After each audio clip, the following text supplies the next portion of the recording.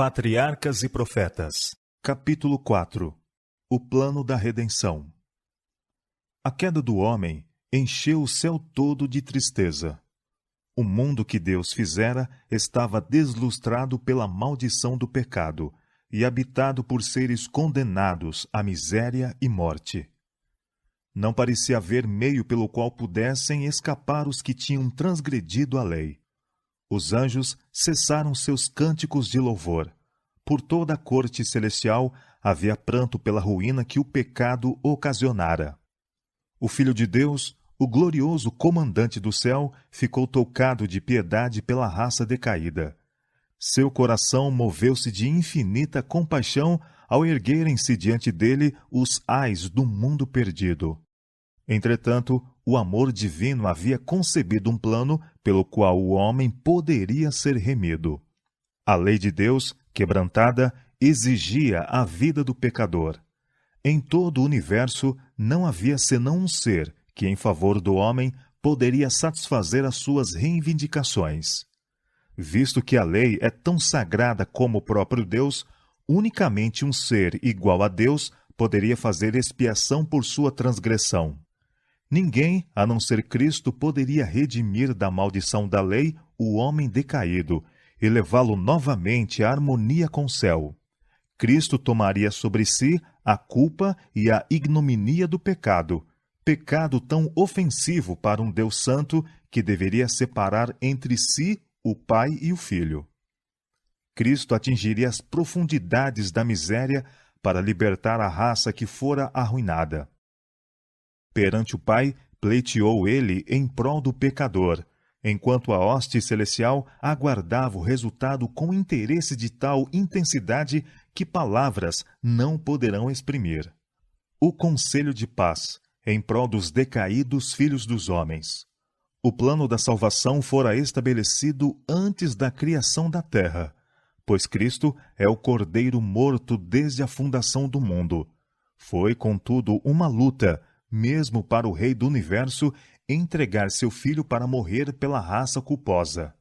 Mas Deus amou o mundo de tal maneira que deu seu Filho unigênito, para que todo aquele que nele crê não pereça, mas tenha vida eterna. Que mistério da redenção! O amor de Deus por um mundo que não o amou. Quem pode conhecer as profundidades daquele amor que excede todo o entendimento? Durante séculos intérminos, mentes mortais, procurando entender o mistério daquele amor incomparável, maravilhar-se-ão e adorarão.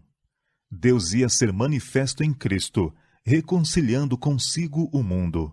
2 Coríntios capítulo 5, verso 19. O homem se tornara tão degradado pelo pecado que lhe era impossível, por si mesmo, andar em harmonia com aquele cuja natureza é pureza e bondade.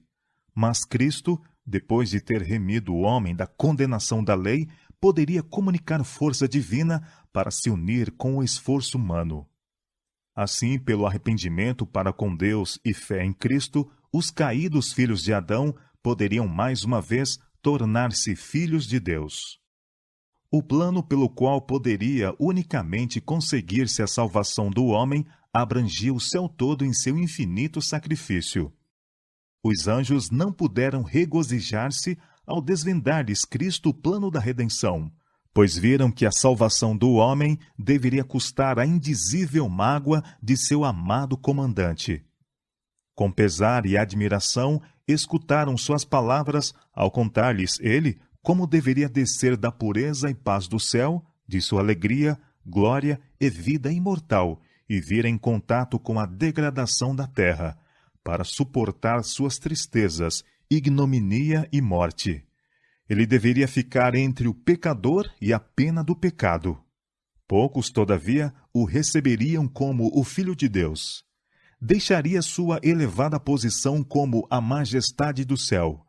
Apareceria na terra e humilhar-se-ia como um homem, e, pela sua própria experiência, familiarizar-se-ia com as tristezas e tentações que o homem teria de arrostar.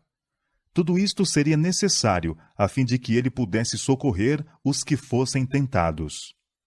Quando sua missão como ensinador estivesse terminada, deveria ser entregue nas mãos de homens ímpios e ser submetido a todo insulto e tortura que Satanás os poderia inspirar a infligir.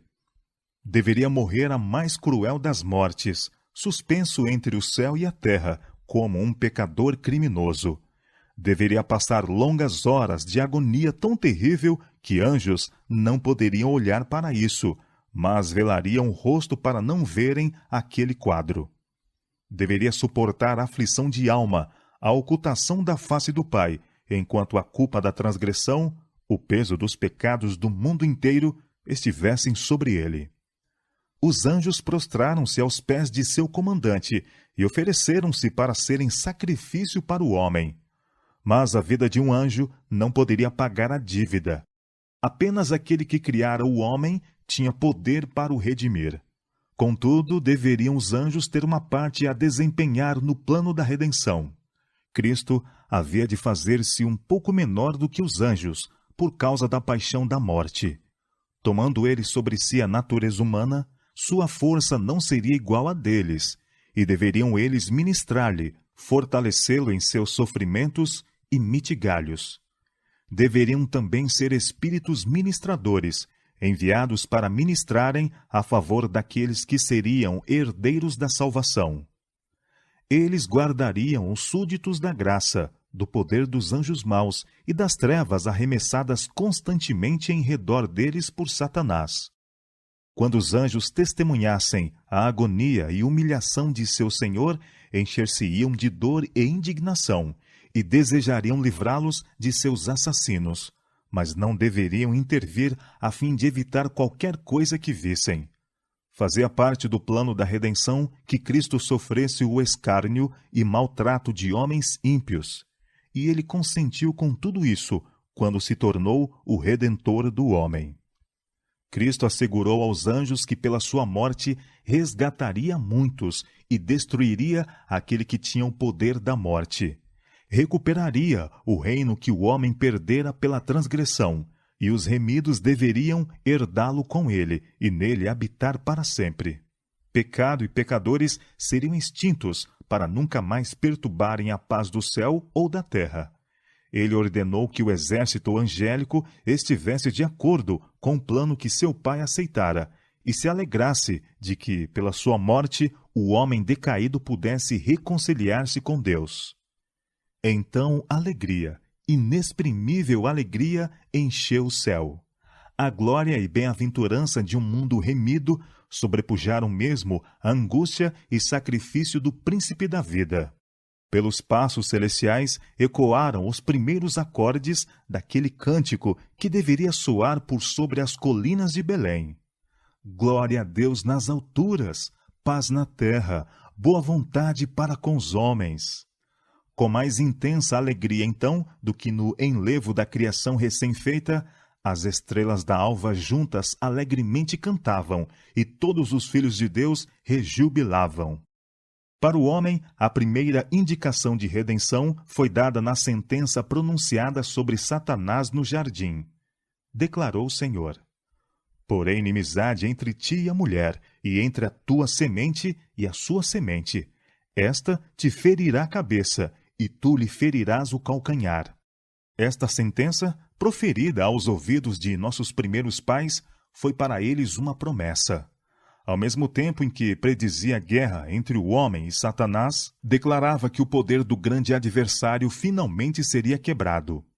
Adão e Eva achavam-se como criminosos diante do justo juiz, esperando a sentença em que pela transgressão tinham incorrido.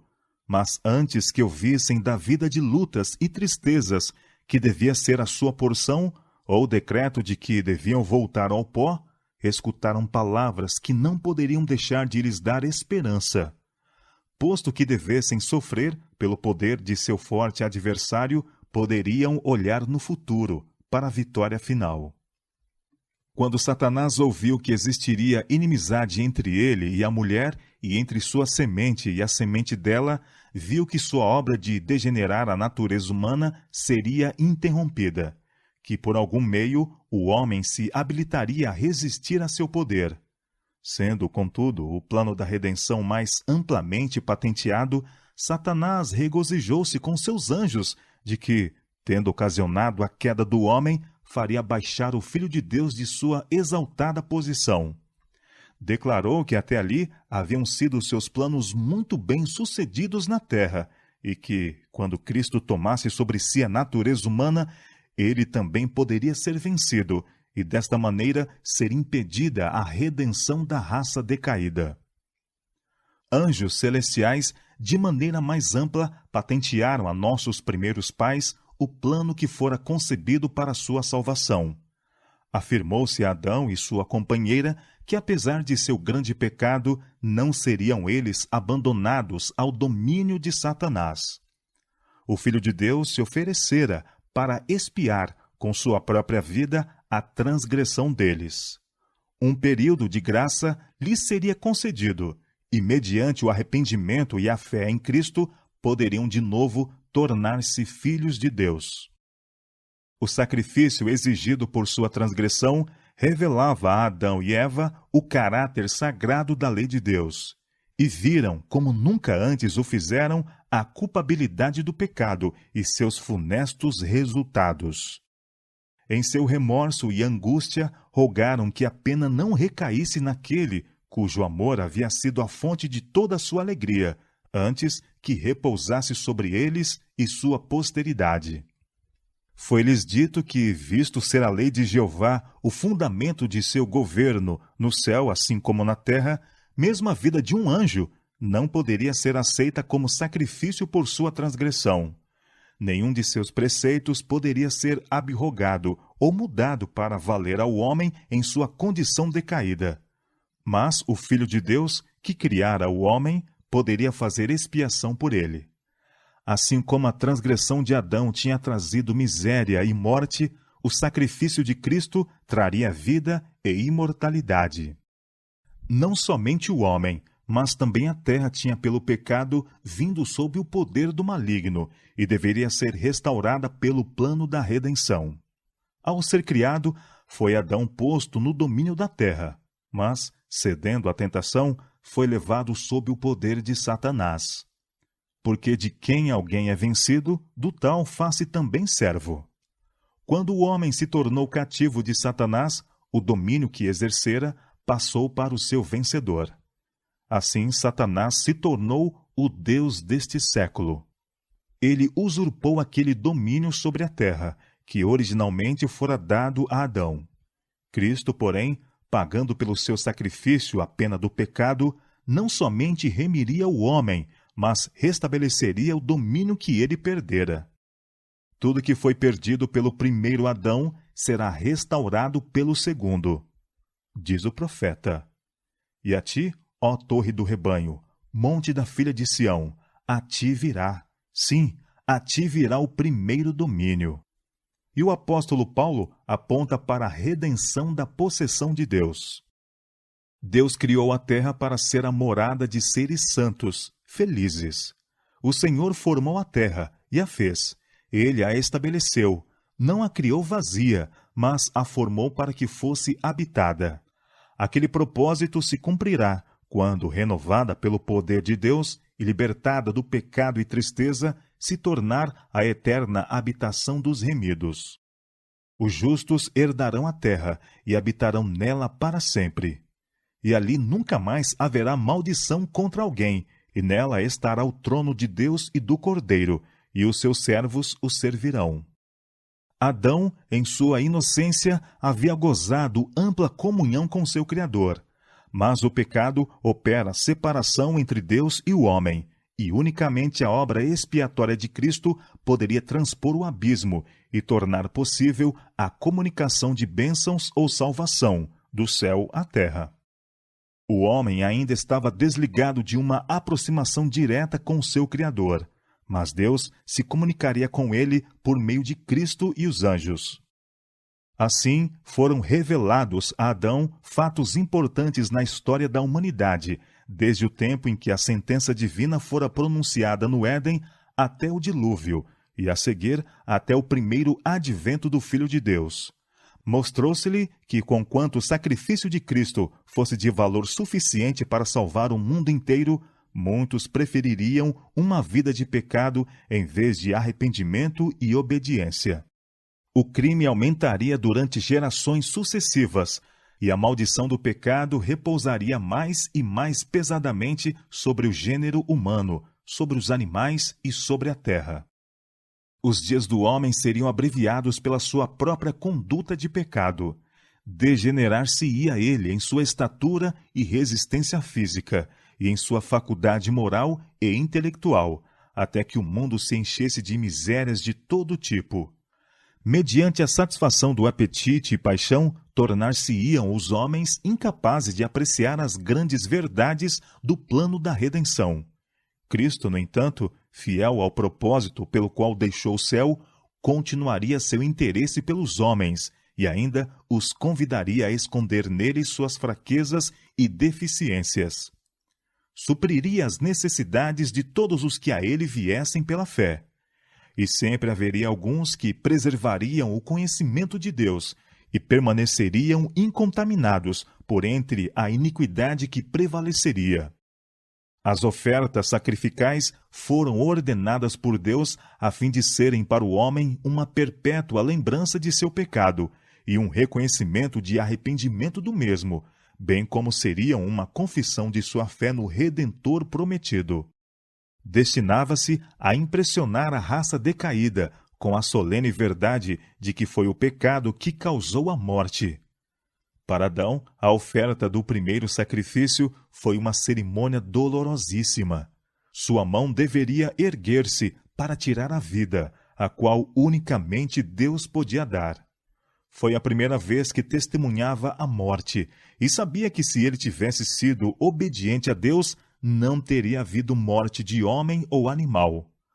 Ao matar a inocente vítima, tremeu com o pensamento de que seu pecado deveria derramar o sangue do imaculado Cordeiro de Deus. Esta cena deu-lhe uma intuição mais profunda e vívida da grandeza de sua transgressão, que coisa alguma, a não ser a morte do amado Filho de Deus, poderia expiar. E maravilhou-se com a bondade infinita que daria tal resgate para salvar o culpado.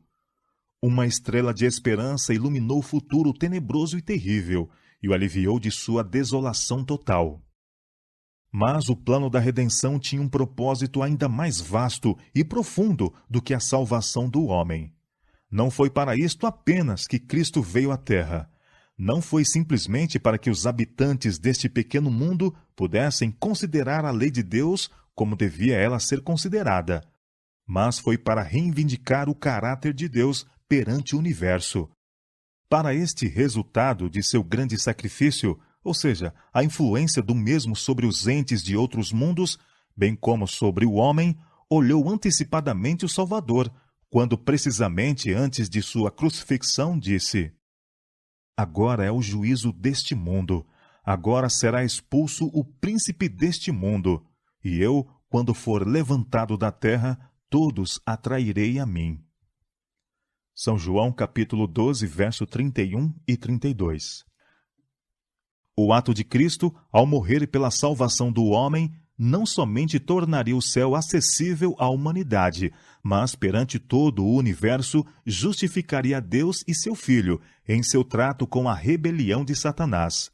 Estabeleceria a perpetuidade da lei de Deus e revelaria a natureza e os resultados do pecado. Desde o princípio, a grande controvérsia fora a respeito da lei de Deus. Satanás procurara provar que Deus era injusto, que sua lei era defeituosa e que o bem do universo exigia que ela fosse mudada. Atacando a lei, visava ele subverter a autoridade de seu autor. Mostrar-se-ia no conflito se os estatutos divinos eram deficientes e passíveis de mudança ou perfeitos e imutáveis. Quando Satanás foi arremessado do céu, resolveu tornar a terra o seu reino. Quando tentou e venceu Adão e Eva, achou que havia adquirido posse deste mundo, porque, dizia ele, escolheram a mim como seu príncipe. Alegava que era impossível ser concedido perdão ao pecador, e, portanto, a raça decaída constituía legítimos súditos seus, e seu era o mundo. Mas Deus dera o seu amado Filho, igual a ele mesmo, a fim de arrostar a pena da transgressão, e assim prover um caminho pelo qual pudessem ser restabelecidos ao seu favor, e de novo trazido ao seu lar edênico. Cristo empreendeu redimir o homem e livrar o mundo das garras de Satanás. O grande conflito iniciado no céu devia ser decidido no próprio mundo, no próprio campo que Satanás alegara como seu. Foi maravilha para o universo todo que Cristo se humilhasse para salvar o homem decaído, que aquele que passara de uma estrela para outra, de um mundo para outro, dirigindo tudo, suprindo pela sua providência as necessidades de toda a ordem de seres em sua vasta criação, que ele consentisse em deixar sua glória e tomar sobre si a natureza humana, era um mistério que os seres sem pecado de outros mundos desejavam compreender. Quando Cristo veio ao nosso mundo, sob a forma humana, todos estavam profundamente interessados em acompanhá-lo, ao percorrer ele, passo a passo, a vereda ensanguentada, a partir da manjedoura ao Calvário. O céu observou o insulto e zombaria que ele recebeu, e sabia que isto foi por instigação de Satanás. Notaram a operação das forças contrárias a avançar, impelindo Satanás constantemente trevas, tristezas e sofrimento sobre a raça, e estando Cristo a reagir contra isso. Observaram a batalha entre a luz e as trevas, enquanto a mesma se tornava mais forte. E ao clamar Cristo em sua aflição mortal sobre a cruz, está consumado, um brado de triunfo repercutiu por todos os mundos e pelo próprio céu. A grande contenda que estivera em andamento durante tanto tempo neste mundo estava agora decidida, e Cristo era vencedor. Sua morte resolveu a questão de terem ou não o Pai e o Filho amor suficiente pelo homem para exercerem a abnegação e um espírito de sacrifício. Havia Satanás revelado seu verdadeiro caráter de mentiroso e assassino. Viu-se que o mesmo espírito com que governara os filhos dos homens, que estivera sob seu poder, ele teria manifestado se lhe fora permitido governar os seres do céu. Unanimemente, o universo fiel uniu-se no engrandecimento da administração divina. Se a lei pudesse ser mudada, ter-se-ia podido salvar o homem sem o sacrifício de Cristo.